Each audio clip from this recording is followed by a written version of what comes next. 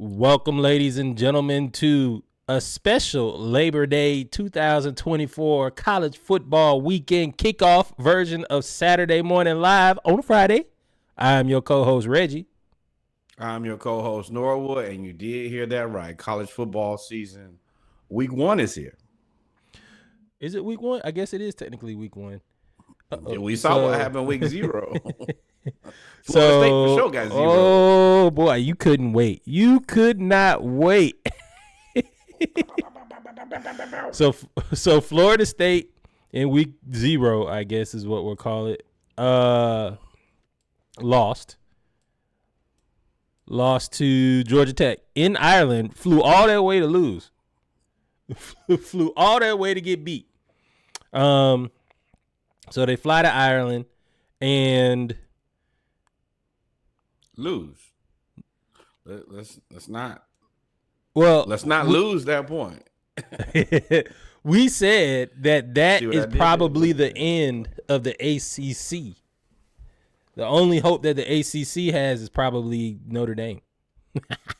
That's y'all balloons right there. Celebrate. Oh, man. So, shout out to let me tell you, week 0. If Reggie says that Notre Dame is y'all last-ditch effort, wait till we start picking these games, my friend. Yeah, because it's going to get ugly, man. Before we start that, did you see Travis Hunter? Yes, an amazing 2 games. 2 games? Well, yeah, offense and defense. Correct. I will say it still is scary that they had to go through all of that to beat North Dakota State, similar to how they had to play Colorado State. You're supposed to be able to beat that team by 30 in the first half.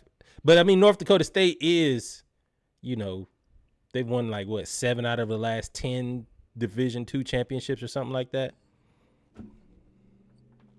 So I mean, they are formidable. They are formidable. Yeah. You know where you can find me? Jump in the portal. And of course, my favorite, these here are Louis bags. These are Louis bags. Louis bags. They look like Canal Street bags. They're secondary Canal Street, let me tell you. Boy. So they brought up in the Splashcast versus the World, they brought up a good question. And we'll get to the games here in a second, but I want to ask this question. Would it serve a better purpose to have Travis Hunter play one side of the ball? I never thought about that situation until it was presented in the group. And I don't hate that. He can play well on offense. My only uncertainty, and I do have uncertainty, is their offense looked good because they were playing against the secondary that was bad. I'm not sure if the offensive line is going to be able to block well enough to give him the time to do the stuff that he was doing. So for me, it looked good this week, but next week you might be like, oh, let me get back on defense. This offense ain't humming either. So I say I want to temper my opinion with let me see them play another game or two before I consider that. But it is a valid, at least, thought process. So I agree it's a valid thought process.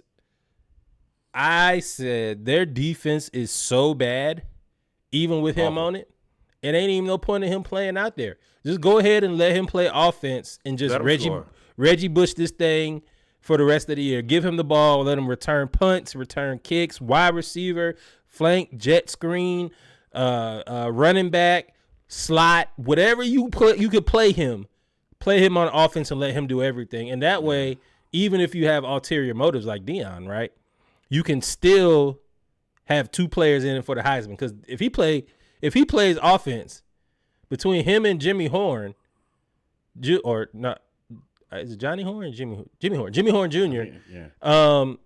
They're gonna score, and they're gonna score a lot. They're gonna score a lot. So maybe, but you we have still got to see the pass rush against North Dakota State was still getting. They were getting there, but just a second or two too late. I expect for Nebraska to have a little bit more of an intense pass rush. I think it's in the best interest of Matt Rule and Nebraska to show up and try to do their best in that season. Well, I don't know if you could end the season in the Big 12, but I understand what you're saying. This definitely is one of. It's like a Dan Lanning game. Start. Yeah, it's a Dan Lanning game though. Like you can say, okay, I'm announcing that Nebraska is back the way that he announced Oregon is here to play. Because 2 years ago they played Georgia and got beat 49-3 in the first game of the season. Correct. So last year by beating Deion 1,000 to whatever, that put them on the map and made them kind of contenders and be taken seriously, so to speak. Absolutely. That's my.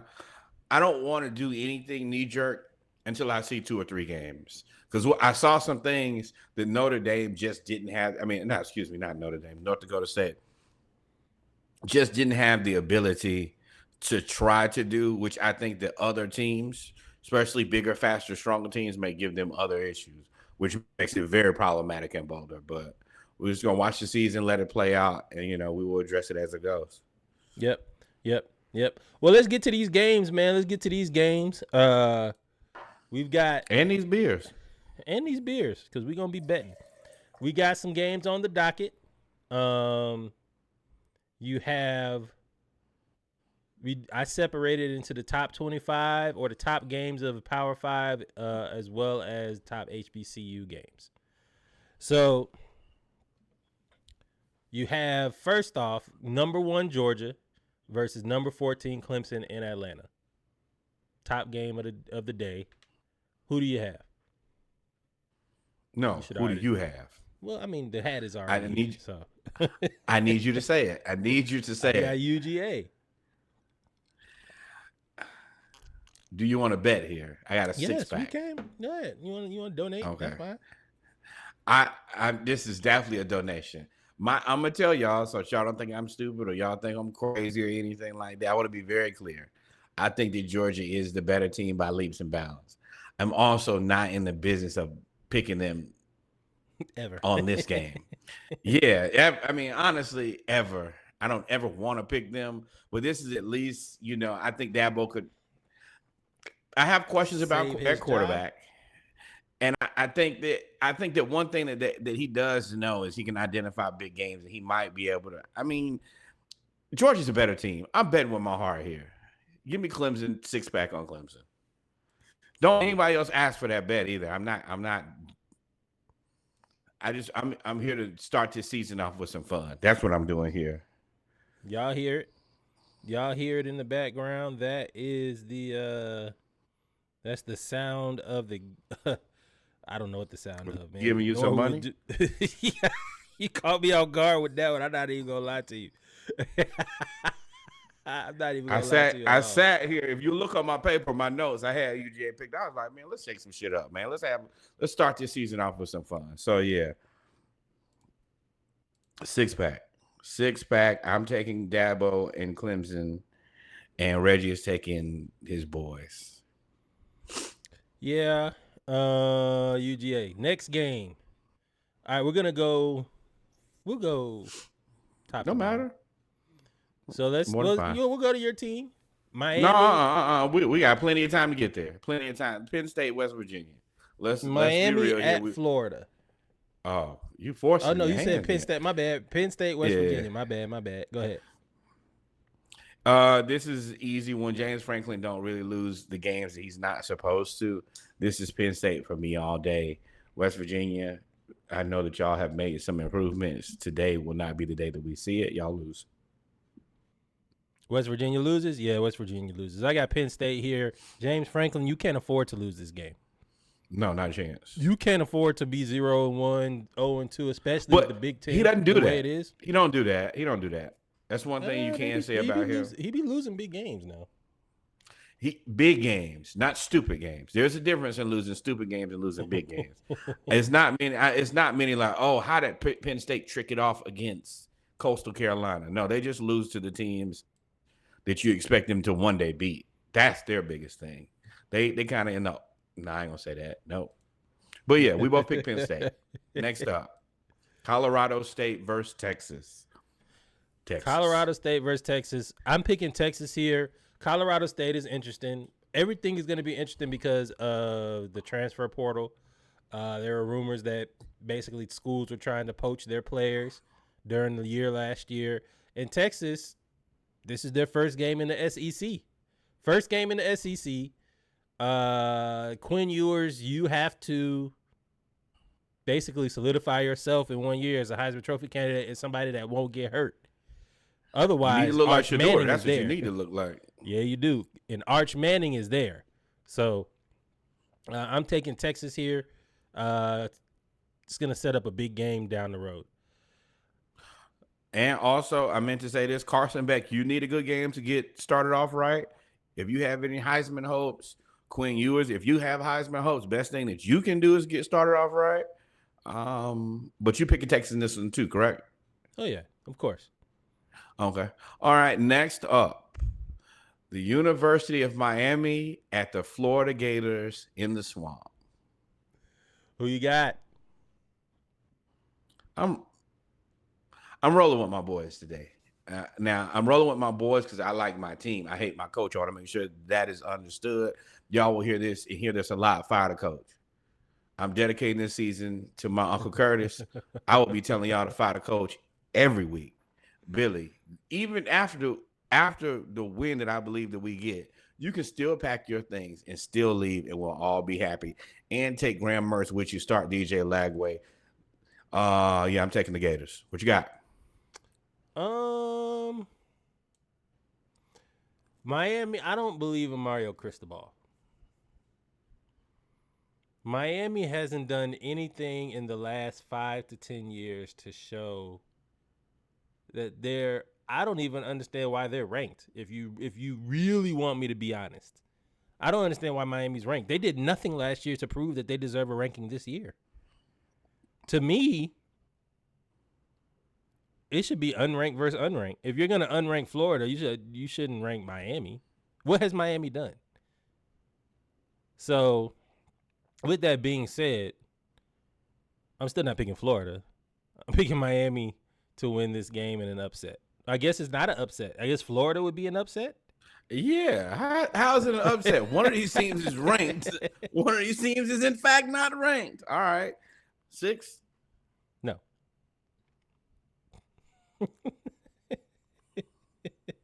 I ain't donate no beers back. Notre Dame, Texas A&M. You pick this one first. Oh, Notre Dame.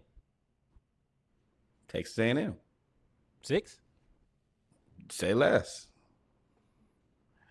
Wow. This and Texas A&M for Norwood, Notre Dame. That's another 6. All right. Yeah, I'm taking Texas A&M. Next up. Damn. I'm taking LSU. Next game up is University of Southern California, USC versus LSU. I am taking Brian Kelly and LSU to win this one. Lincoln lost Caleb Williams. I don't think he has enough at this point. This is a rough way to start it. Who you got? Whew. USC has been talking big noise about their team has gained 1,500 pounds and they have done X, Y, and Z and all of this other stuff, getting ready for the Big Ten. Nothing that – what's the coach name for USC? Lincoln Riley? Nothing that Lincoln Riley has done convinces me that he's going to even if they gain 15 pounds, he's going to incorporate that into the game plan. They still going to try to air it out. LSU's defense, while their offense lost a lot, their defense did not. And Harold Perkins is the real deal, and I think he's going to make life miserable. I don't even know who's USC's quarterback. Don't get me. The ghost of Caleb Williams. Yeah. So I'm taking LSU here. When all else fails in intercollegiate play, you can't make a decision, go ahead and roll with the SEC. Just go ahead and roll with the SEC, though. That's all you can do. Win it out. All right, let's go. Boston College, Florida State. This is only on here because I want to see how Florida State bounces back. 0-1 season in the balance. They can't lose another game. At home opener. I'm picking Florida State here, but I think they get out by less than 10.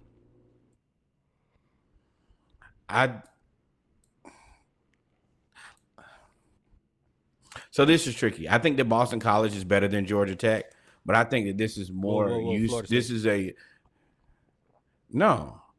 think that Boston College is better than Georgia Tech.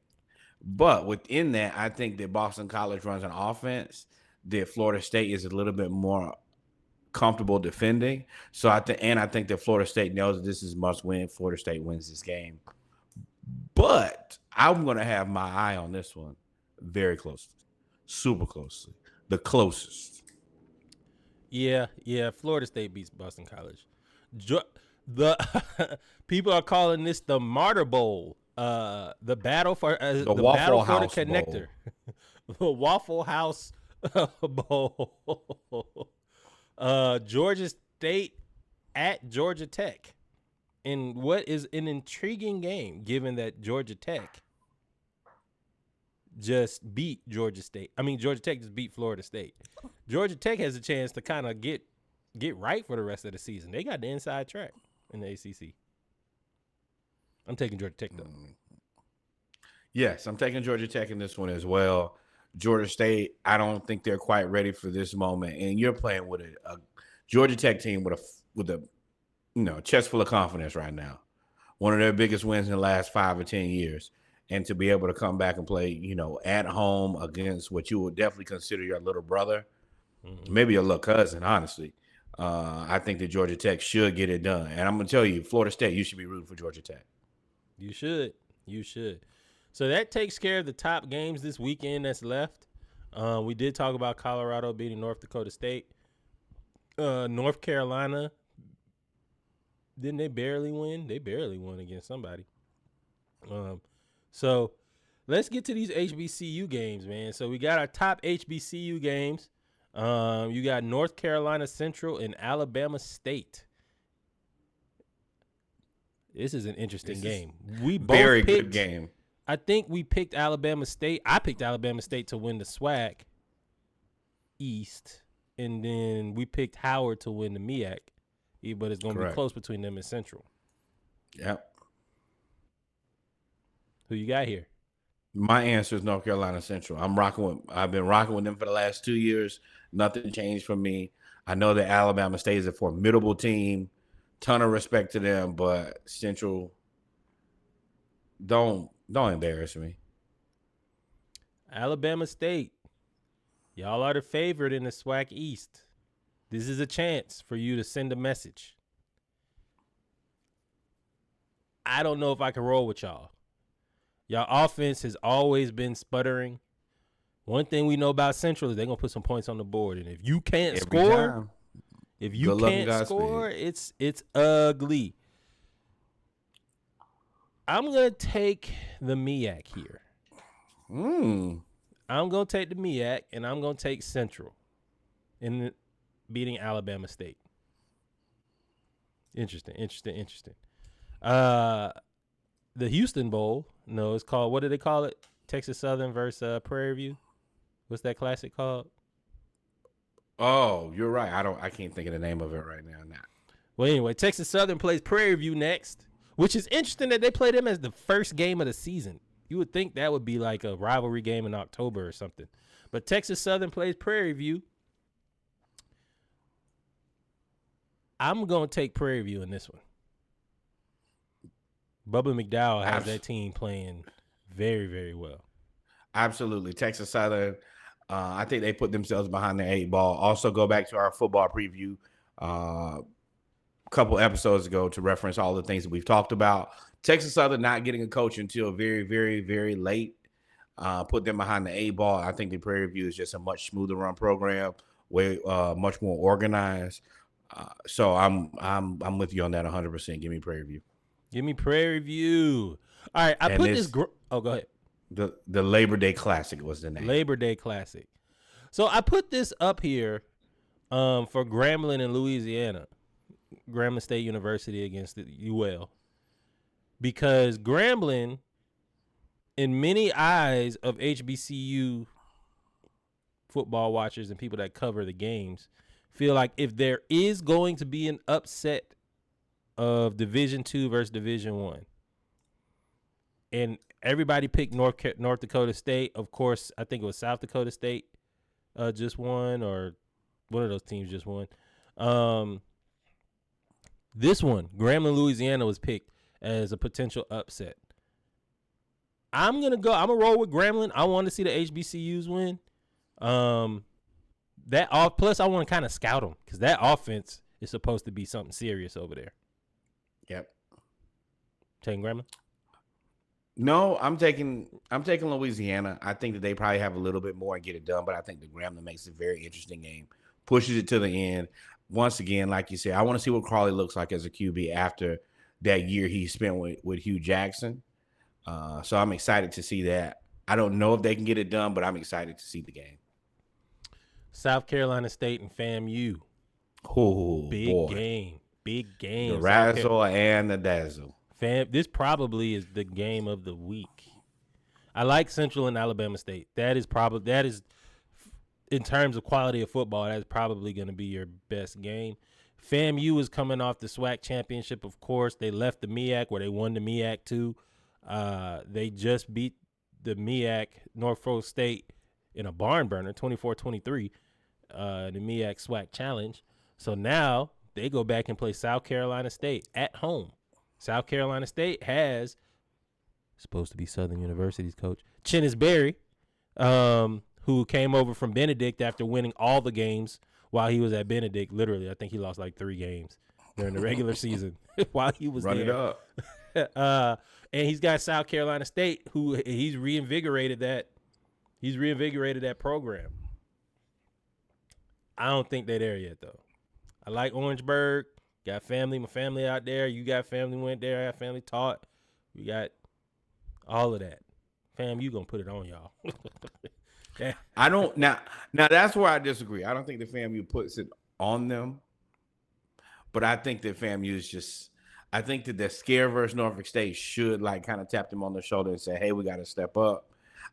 This is Chennis's Coach Berry's first game in a new situation, and they throw you to the wolves.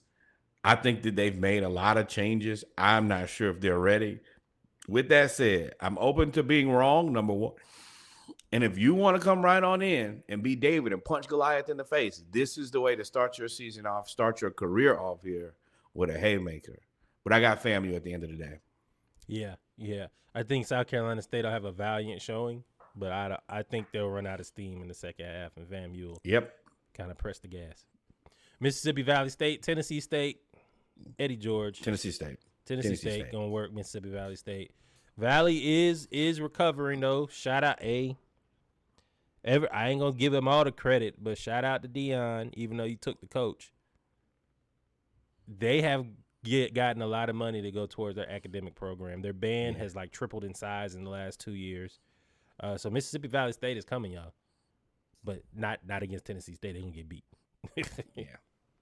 Morgan State at Hampton. We went over.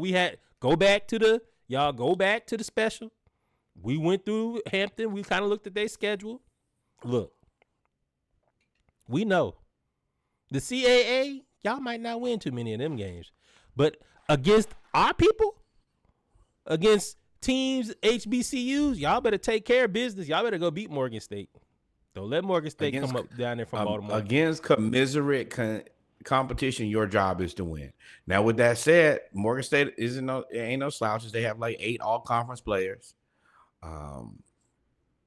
But I'm rocking with the home team number one, and the expectation is to go win that game. And the game was moved, and it will be played at Armstrong Stadium in Hampton. It's a home game. Go get the W. Start the season off right. Oh, it's not in the Correct. Wow. Why they moved it? I do not know. I just know we had a discussion about it a couple nights ago, and it's at Hampton. We need to win that game. We need to start the season off right. So we both picking Hampton. Yes, sir. Yes, sir. No beers bet there. Tuskegee Johnson C. Smith. Tuskegee. Red Tails Classic. They should win this game. We already went over them in the SIAC. SIAC is wide open. Johnson C. Smith was kind of more towards the bottom. Tuskegee is more towards the 3 to 5 range. So I'm going Tuskegee here. Yeah, Johnson C. Smith just does not have enough at this point. Tuskegee is a smoother run organization right now, more continuity. I'm picking them 100%. Benedict and Virginia State. Benedict, first game post Chinnisberry era, but they did keep a lot of the bones, the bare bones of that program there. A lot of people that are talking about their offseason are saying, hey, don't count Benedict out now. They still have some players, even though some transferred. They still have a lot of young players. They're a young team. But I think this is rough to go against Virginia State. State or Union is a tough game to start off against. You lost your coach, you lost players, you lost your CEO. You know, it's just reasonable to have a season or two at least to where you can bounce back. And I mean, you had the guy himself. Mm-hmm. So at this point, I just don't think that they're ready to compete against a team like Virginia State. I got Virginia State all over this one. Yes, sir. Yes, sir. Next game, intriguing game, Edward Waters against Morehouse. Two teams that are improving but are on different levels. Edward Waters had one of their best or the best season they've had since they became, one, a university, but two, since they started playing football again. And they're expected to improve this year as well. Edward Waters against Morehouse. Now, Morehouse has Terrence Mathis as their new coach. New addition. Former Falcons great. No Bobby Brown.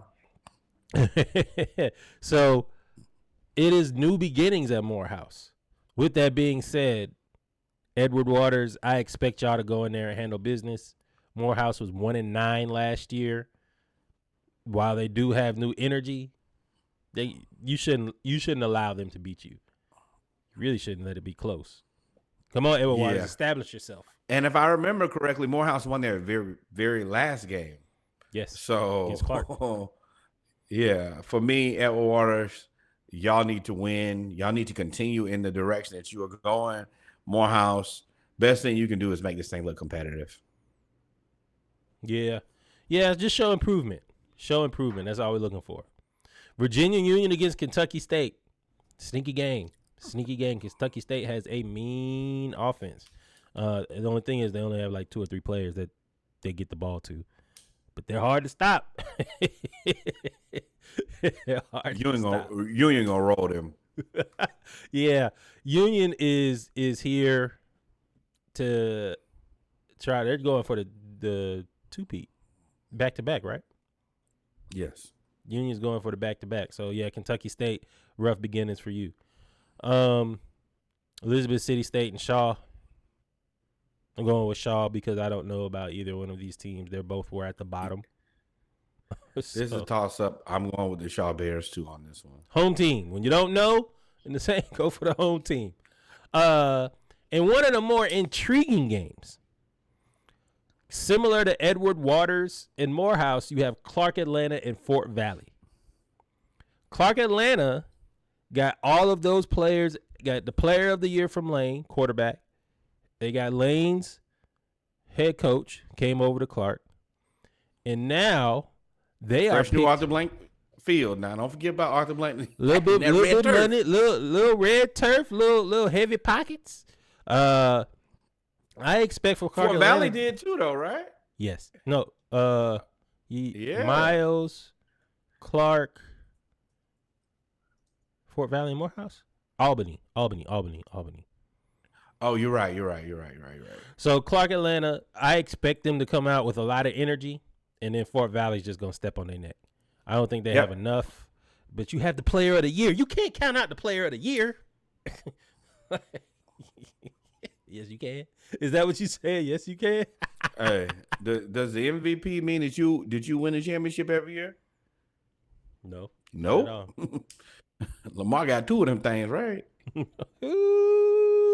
That's not a shot. That's just facts. That's just factual. I don't want no smoke from the Ravens fans. Leave me alone. Oh no, leave me alone. Another one too. That's another shot. But yeah, I think that Fort Valley State just has more. Clark Atlanta, once again, I kind of put you guys in the same thing as Morehouse. Improvement. That's what I'm looking for. I'm looking for small, reasonable improvement. That's it. But Fort Valley, yeah, you need to win this. And of course, before we conclude this, these teams do their best every week to prove me and Reggie don't know what we're talking about. So yeah. But we do have a running counter this year on the beer bets. And yeah, we will track that. And it should be quite interesting. It'll be fun for sure. So for somebody.